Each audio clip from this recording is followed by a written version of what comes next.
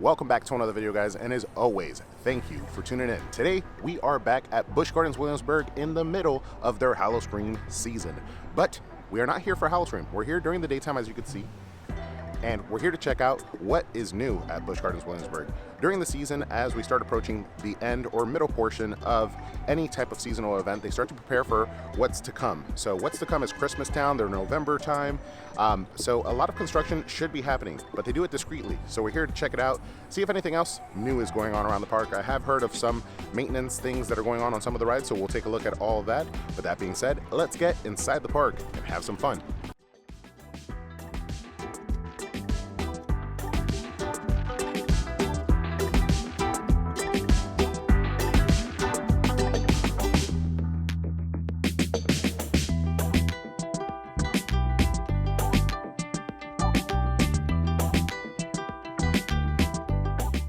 Now we are inside, guys. Now one thing that I did not know, but I'm sure this has been going on for a while, is they have an all-new scavenger hunt here during this time of the season.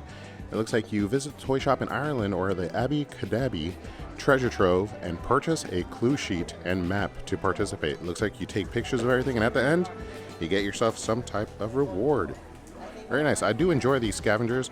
It's something real cool for the kids to, stay entertained as they're going through the park. Not like if Busch Gardens isn't entertaining all by itself, but something additional, something cool.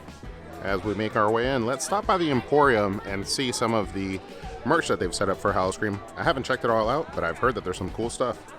All right, so traditionally, you'll always get some type of glassware.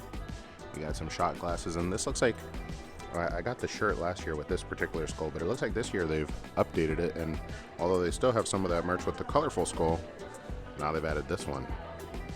Gotta say I like that. And this right here is the shirt that I'm referring to. I purchased this last year.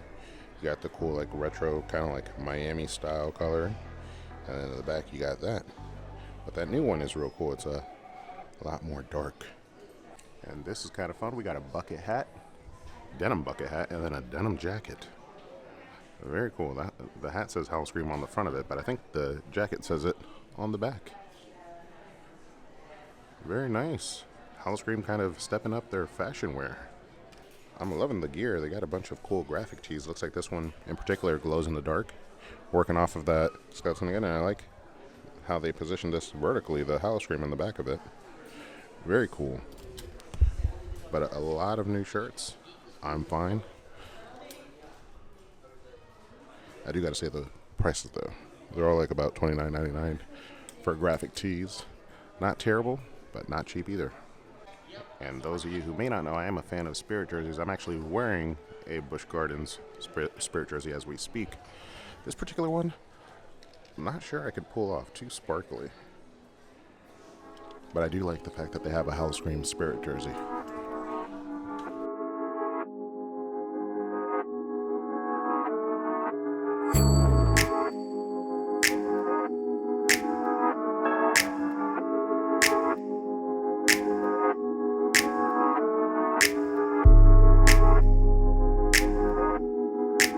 Howl-O-Scream merch, legit. I love it. I like all the stuff that they have out. We didn't get a chance to check it out the 2 visits that we had before, and we also didn't get a chance to check out this show, Monster Stomp. It wasn't open for the first 2 visits that we had here at the park for Howl-O-Scream, but now it is open, and it looks like the late shows are the only ones left today. Monster Stomp at 6 p.m. and 9:30. I'm not sure if we're going to be here at 6 p.m., but this is definitely a show that I want to check out before the event's run is done. Now over here by the kids area, the Sesame Street Forest of Fun, we have the dirigible landing, which is for the aeronaut or the little sky trolley as I like to call it. And there's a quick update, one that kind of saddens me. It is currently down due to some damage to the cables. Over by the entrance you kind of see that one of the cables has been removed. I'm not sure what happened, a tree fell over or something. I saw it posted on one of the forums online, but this is a vantage point of all the events that is spectacular. So I really hope that they bring it back, and definitely for the Christmas Town event, so that you can see the lights from up top. Also, Howl-O-Scream from up there is super cool, and it's one of my favorite ways to travel around the park. And over in the Sesame Street Forest of Fun, we have the Count Spooktacular, which runs on the weekends, Saturday and Sunday, 10 a.m. to 5 p.m. It's their daytime family-friendly event for the kids. So if you want to come enjoy some Halloween events, some shows, some candy and whatnot, this is where to come. And you could avoid getting scared. So it's not all about the scares. They have their family-friendly offerings as well. But it is recommended that you get out of the park by 5 because the scare actors come out and this area actually closes down.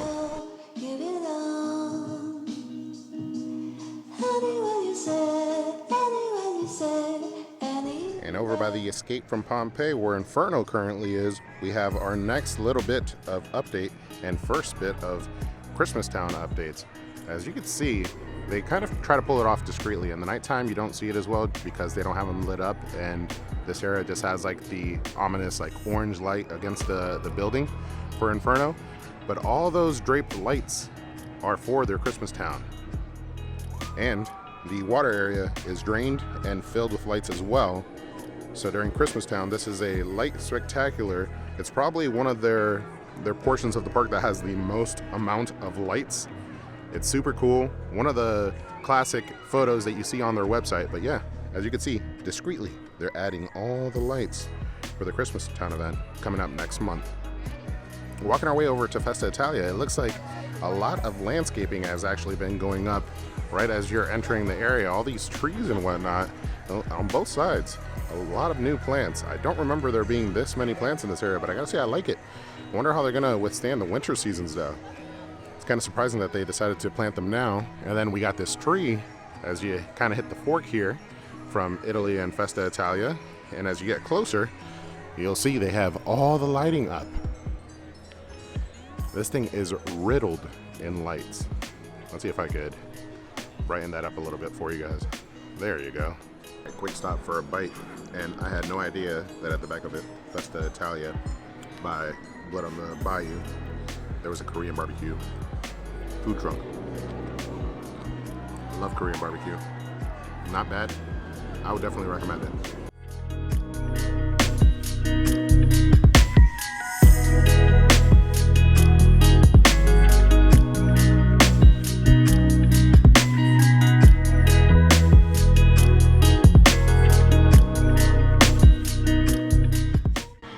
Over in Italy, we have another bit of Christmas Town discreet construction.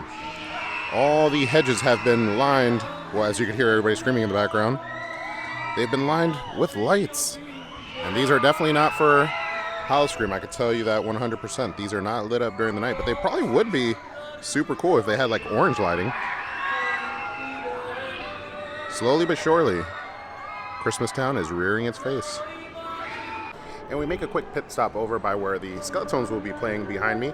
The next show isn't up till 6, so we may not be seeing any of the shows today, unfortunately. It looks like the gap in between shows just doesn't work out with our schedule. But that being said, I have noticed one other new thing, and I took a look at one of the stores just now for the merch. A lot of people have been complaining on the forums about the price of things, and there is a 5% surcharge on top of taxes that is added for any purchases at some of these stores. I'm not sure if it's every store, but definitely the one here in Italy, and some of the other ones I've seen the sign as well. So it's very interesting that there's an additional charge on top of taxes for any purchases that you make. And I remember that during the opening night of Howl-O-Scream, we purchased Gatorade, and it was a fairly expensive bottle of Gatorade. Understandable for theme parks, but I do understand that this has been a newer thing. So now with that happening, the pass holder perks may be something that you want to take advantage of a little bit more to get that discount additional and try to, circumvent that additional fee that is currently being applied.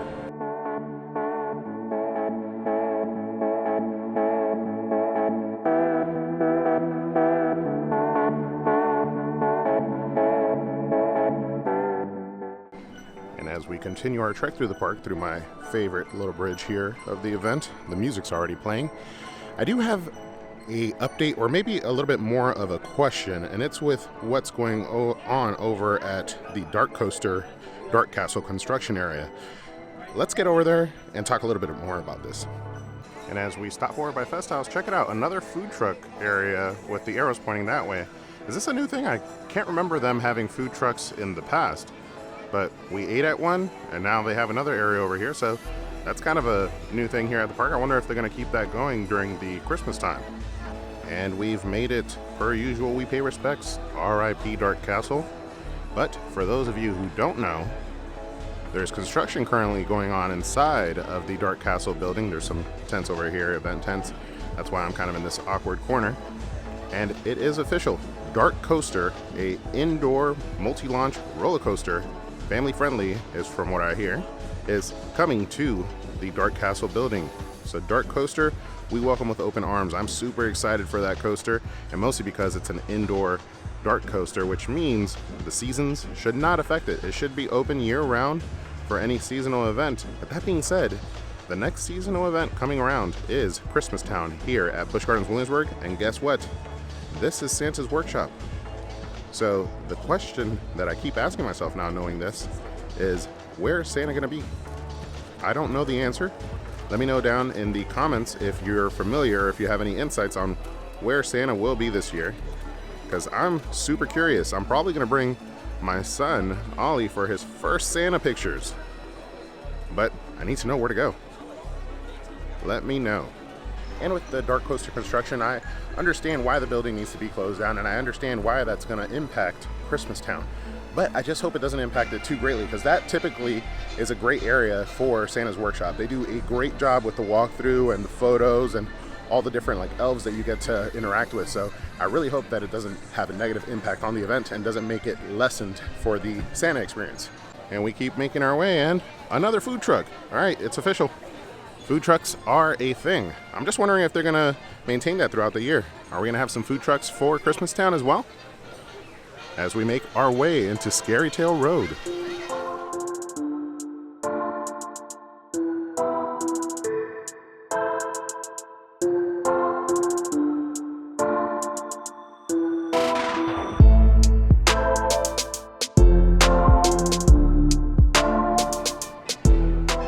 Our way out of Scary Tail Road over by Alpengeist, it looks like we have a crane that's been positioned, and I believe that's to finalize the painting of Alpengeist, because as you can see, it has yet to be finished. You'll see right here, this particular support is half and half.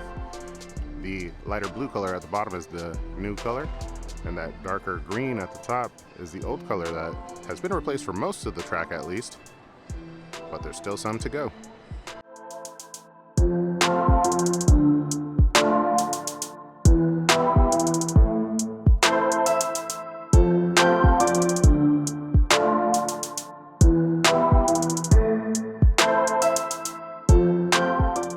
And we zoom on over to Ireland and out of Ireland as we make our way out of the park. We've done the full circle, seen a lot of updates, a lot of construction, things going on with different motives of transportation that are currently down, rides that are being refurbed and repainted, as well as a ton of Christmas Town decorations. And last but not least, here over in Ireland, I did notice that the control bar was not open this year. I thought that that was something that was just being delayed, but no, this is our third time to the park and the control bar has not opened. So the control bar last year is where you paid and you could activate different scares in some of the houses, as well as the interactive map, which was really cool. I enjoyed doing it last year. I thought it was a really cool add-on and very unique for a haunt experience, but I guess this year they weren't able to bring it back up. Maybe, I don't know. I don't know exactly what went into their decision not to bring it back. Maybe it wasn't doing too well last year, but that's everything, guys, here at Busch Gardens Williamsburg as far as updates. I will see you guys on the next one. I hope you guys enjoyed coming along, but don't forget to ask yourself, have you been entertained?